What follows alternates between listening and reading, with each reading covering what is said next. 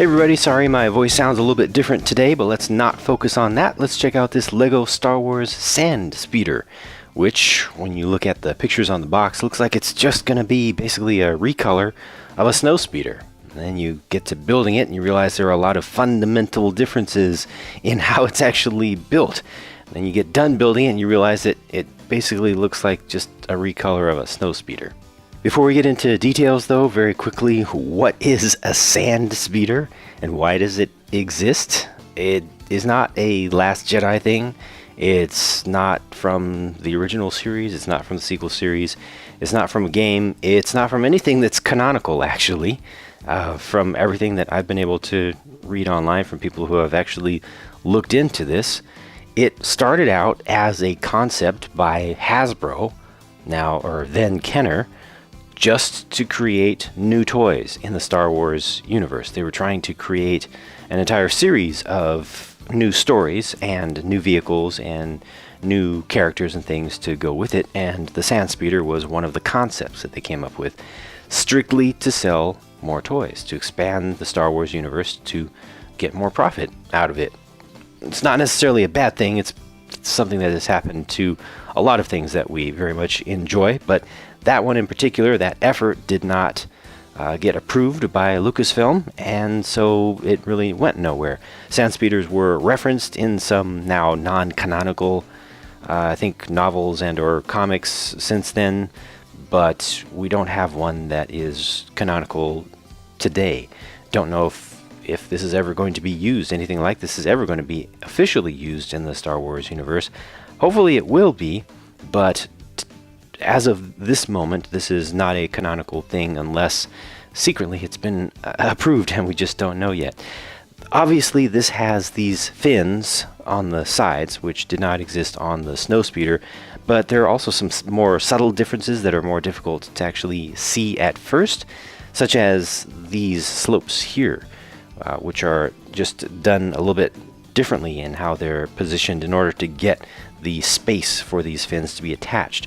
On the normal snowspeeders, you would use the 2x3x1 slopes that would go all the way under to here. So this is using the 2x2s inboard, and also the snowspeeder would use, or the snowspeeders would use 2x3s here to extend this farther in. I don't know why they didn't continue that, given that the slopes back here do go in that far, but just a little bit different shaping there. Most of the wing though is shaped exactly the same as the most recent snowspeeder designs, which makes sense because they've pretty much perfected that design and minimizing the gap between the wings and the fuselage.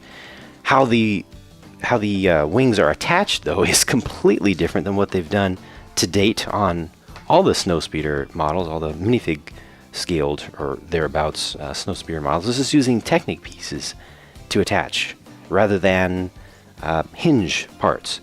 They are attached at the exact same angle as the snowspeeder models to date, but just a completely different method. That's interesting. These are also relatively recent. You'll be seeing more and more of these. The inverted 2x2. Notice these are upside down. So we've had the 1x1s previously, I think, for a year or so, or maybe a year and a half, but now we've got the 2x2s, and those have been used in a handful of sets to date. These are very old pieces that they've used on the underside here, very old molds, but still pretty fresh. I guess they either have remade them or they just haven't used them much at all in history, because the texture has a lot of depth to it, and it's a texture that you don't see on more recently designed parts anymore. But a pair of those are used there, and those kind of go, in terms of their age, kind of go with this piece here, which is a fairly uncommon piece that was used many decades ago, originally introduced many decades ago, and hasn't been used very frequently. It's mostly been used actually on snowspeeder models. So here we get it in tan. But then the canopy looks very much like the snowspeeder canopies have up to this point, but there's another major difference there that actually makes a difference in how everything works. So back here you've got your little stud shooter, just like the snowspeeders have. But this is the big difference here. This is where everything is hinged. So the snowspeeders have hinged from here, and they've allowed the entire canopy, both halves, if you will, the canopy for the pilot and the gunner to come up together. This allows the entire upper deck, including this 4x4 square section back here. So that's just an easy way to open this up, and what it does as a nice bonus is allow there to be this storage space here, which is really useful because you can put the blasters for both of the figures in there, and you can also put extra studs for the stud shooter on the back. Now inside of there you get just a couple of printed console pieces. Always nice to see printed console pieces. 2 different ones are used there. I appreciate that. This poor pilot up here at the front has to lean way back. Way back. I believe the floor is just a little bit higher up, maybe 1 plate higher, I think, for her, compared to the previous designs. It doesn't look that great from the side, but I think the more upright your pilots can be, the better, but it's not that bad. Overall durability of this thing is about the same, I'd say, as the Snowspeeder models. They've never been really an issue. This feels a little bit more loose, just the way that those Technic pieces are attached.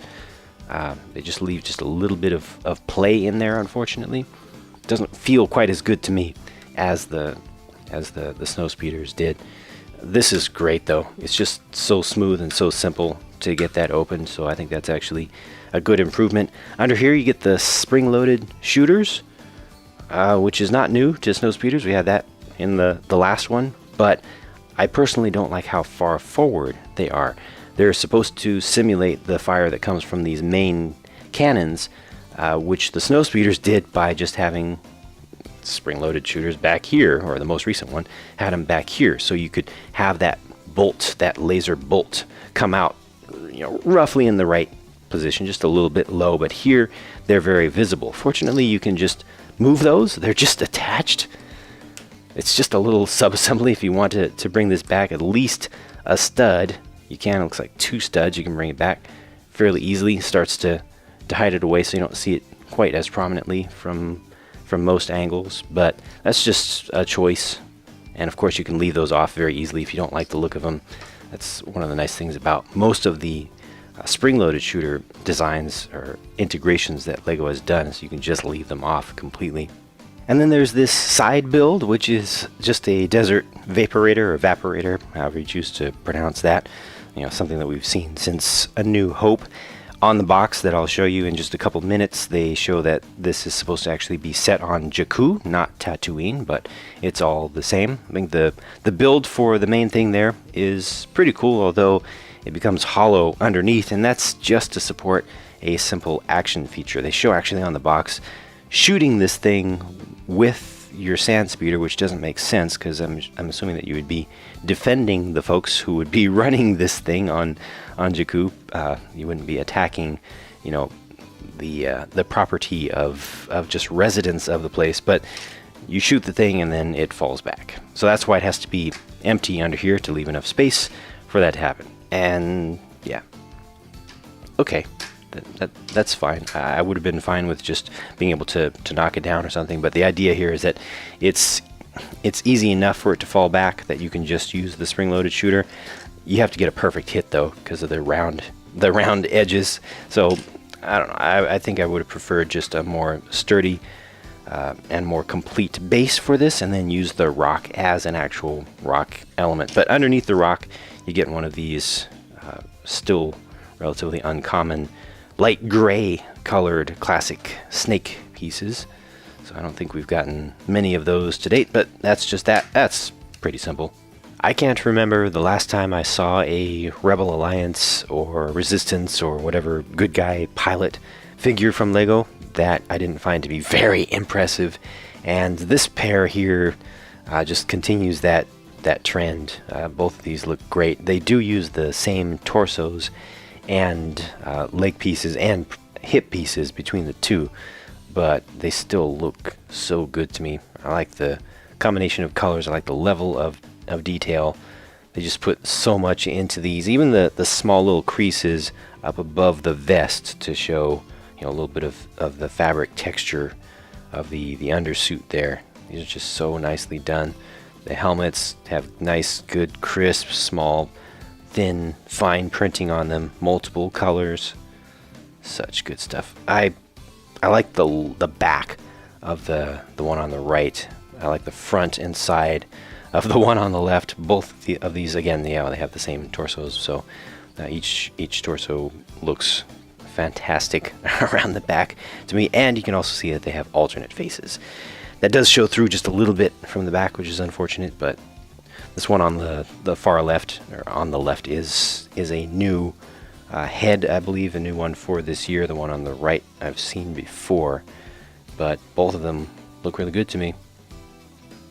Maybe it could have been interesting to see an option without the orange visor, but I prefer actually having the orange visor there for both versions of the face, because then you can use both of them. Whichever one you choose to be the pilot, you can use both of the faces to show what expression they have in mission. So I think this is perfect. So there's the box, and you can see in the background they've got a downed Imperial, literally Imperial class Star Destroyer, Imperator class Star Destroyer, which places this in the timeline if it would have actually existed, and it shows that they are attacking that, which is kind of mean. Maybe they've gone rogue. Maybe they've actually become kind of a splinter group or something. I don't know what the story was intended to be behind this, but as far as I've seen so far, at least in the United States, this is a Target Stores retail exclusive. I'm not sure if you'll be able to get it through the Lego Shop at Home website. Also, you should not be able to get it in Lego stores, physical stores there. Overall, a pretty decent set. Oh yeah, I forgot to mention that that's a new print for the canopy there. It's specifically for the tan color schemes. It's nice that they brought that in, although it doesn't have, still, like all the ones before, still doesn't have quite enough of the opacity or the thickness there to match the color of the bricks. But overall, I feel like this is a pretty decent set. I think that the value is about what you would expect for the size of what you get here. I think everything is produced pretty well. The figures are great. The little side build is okay, not particularly good in my opinion. And finally, there's the whole issue of why you would buy this in the first place when it hasn't been in any movie or any major media, anything that you recognize up to this point. Well, if you like it, then you can get it. But if you don't like it, don't fall into their trap. This was something that was fully made just to sell toys, and you don't have to get it if you don't want to. Definitely don't feel forced if you're not an absolute completionist. If you skip this, you're not really missing all that much. And that sums up my thoughts on this set, so thank you for watching. I'll talk to you again soon.